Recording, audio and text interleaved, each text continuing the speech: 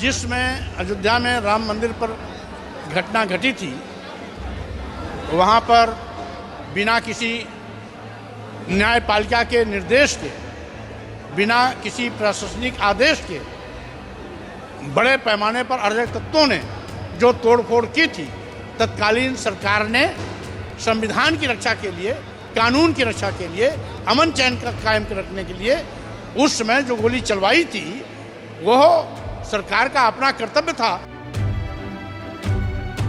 एक धोखा है और जिसे हम हिंदू धर्म कहते हैं, वो कुछ लोगों के लिए धंधा है। स्वामी प्रसाद मौर्य पागल हो गया है।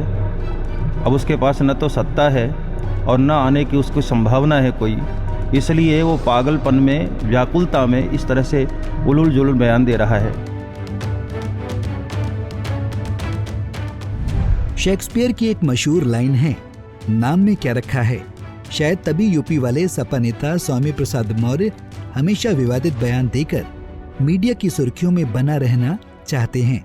वैसे मौर्य के नाम की शुरुआत ही स्वामी से होती है, लेकिन स्वामी जैसा नजर उनमें कुछ भी नहीं आता है। शायद स्वामी प्रसाद मौर्य को पहले ही इस चीज की भनक लग चुकी है कि सपा लोकसभा चुनाव में बुरी तरह से हारने वाली है, इसलिए मौर्य आए दिन विवादित बयान देते रहते हैं। कभी रामचरितमानस पर, तो कभी हिंदू धर्म पर, तो कभी राम मंदिर पर। स्वामी प्रसाद मौर्य का बार बार विवादित बयान कहीं न कहीं उनके मानसिक विक्षिप्तता को भी दर्शाता है। इस बार तो बड़बोले मौर्य ने राम मंदिर आंदोलन के कार सेवकों को लेकर बयान दिया और कहा कि कार सेवकों पर गोली संविधान बचाने के लिए चलवाई गई थी। मौर्य यही नहीं रुके, उन्होंने कार सेवकों को अराजक तत्व तक बता दिया।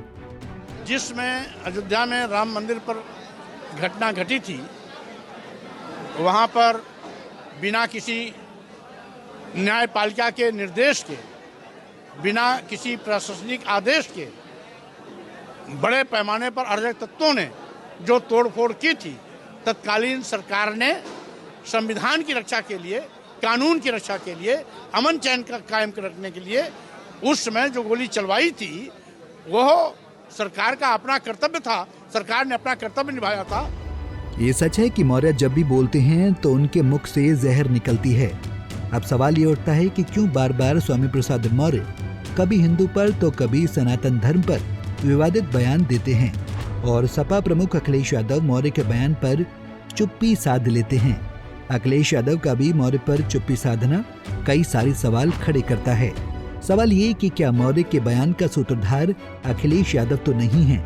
क्या सपा प्रमुख के सह पर मौर्य एक बार नहीं, दो बार नहीं, बार बार हिंदुओं की आस्था को ठेस पहुंचाने का काम करते हैं? लिहाजा मौर्य का विवादित बयान सपा को 2024 में महंगा भी पड़ सकता है। सबसे बड़ी बात यह है कि मौर्य ने ऐसे समय में कार सेवकों को लेकर जहर उगला, जब पूरा देश राममय है, चारों तरफ राम नाम की गूंज है, क्योंकि 22 जनवरी को अयोध्या में भव्य तरीके से प्रभु राम का प्राण प्रतिष्ठा होने जा रहा है। बता दें कि साल 1990 में तत्कालीन मुलायम सिंह यादव की सरकार के दौरान अयोध्या में कार सेवकों पर गोलियां चलने से 5 लोगों की मौत हो गई थी। वहीं मौर्य ने जैसे ही कार सेवकों पर बयान दिया, फिर क्या था, बीजेपी को बैठे बिठाए सपा को घेरने का मौका मिल गया। मौर्य के बयान पर सियासत गर्मा गई। यूपी सरकार के मंत्री जयवीर सिंह ने कहा कि मुझे लगता है कि मौर्य विवादित बयानों के लिए बयानवीर हो गए हैं। देखिए, मुझे लगता है कि विवादित बयानों के लिए बयानवीर हो गए हैं स्वामी प्रसाद जी, और ईश्वर से कामना करेंगे भगवान राम जी उनको सद्बुद्धि दें ताकि उनका जीवन का कल्याण मोक्ष हो सके। आए दिन वो कोई न कोई विवादित बयान देने का काम लगातार कर रहे हैं, और बस मैं तो यही कह सकता हूँ कि ईश्वर उन्हें सद्बुद्धि दे। बहरहाल स्वामी प्रसाद मौर्य के बयान पर सपा के नेता राकेश प्रताप सिंह ने कहा कि सनातन को जानने के लिए मां रूपी गुरु को अपनाना होगा। कि सनातन को जानने के लिए माँ रूपी गुरु को अपनाना होगा, तभी हम सनातन को समझ पाएंगे और जान पाएंगे। देखिए, मैंने कई बार आप लोगों के माध्यम से भी और व्यक्तिगत राष्ट्रीय अध्यक्ष जी से भी मैंने मिलकर कहा है कि उनके जो बयान है उस पर विराम लगाया जाए, और राष्ट्रीय अध्यक्ष जी ने निर्देश भी दिया है कि धर्म पे कोई बात नहीं करेगा। और आज तो भरी मीटिंग में पूरे लगभग 400 प्रत्याशी और विधायकों के बीच में उन्होंने कहा कि धर्म पे कोई वार्ता नहीं करेगा। वहीं मौर्य के इस बयान पर महंत राजू दास ने कहा, स्वामी प्रसाद मौर्य बौद्धिक आतंकवादी हैं। ये कैसी कानून व्यवस्था, निहत्थे राम भक्त की सीना गोली से छलनी कर देना, वो भी राम जन्मभूमि से 1.5 किलोमीटर दूर, 2 किलोमीटर दूर, 2.5 किलोमीटर दूर और 3 किलोमीटर दूर 4 पॉइंट पे गोलियां चली थी। वो चारों पॉइंट राम जन्मभूमि से इतनी दूरी में है।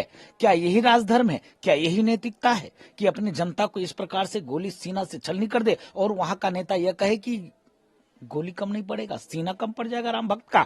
और आज पुनः ये बौद्धिक आतंकवादी स्वामी प्रसाद मौर्य, मैं बौद्धिक आतंकवादी कहता हूं इसको। वहीं कार सेवकों को लेकर स्वामी प्रसाद मौर्य के बयान पर स्वामी चिन्मयानंद ने कहा कि स्वामी प्रसाद मौर्य पागल हो गया है। स्वामी प्रसाद मौर्य पागल हो गया है। अब उसके पास न तो सत्ता है और न आने की उसको संभावना है कोई, इसलिए वो पागलपन में, व्याकुलता में इस तरह से उलूल जुलूल बयान दे रहा है। ऐसे पागलों की बातों पर व्यक्ति को भरोसा नहीं करना चाहिए। लिहाजा अब सवाल ये उठता है कि क्या स्वामी प्रसाद मौर्य का बार बार विवादित बयान देना सपा का 2024 के चुनाव का ट्रेलर है। Bureau report, Punjab Kesari TV. हमसे जुड़े रहने के लिए हमारे YouTube चैनल को सब्सक्राइब करें और नई वीडियो की नोटिफिकेशन के लिए बेल आइकॉन को दबाएं।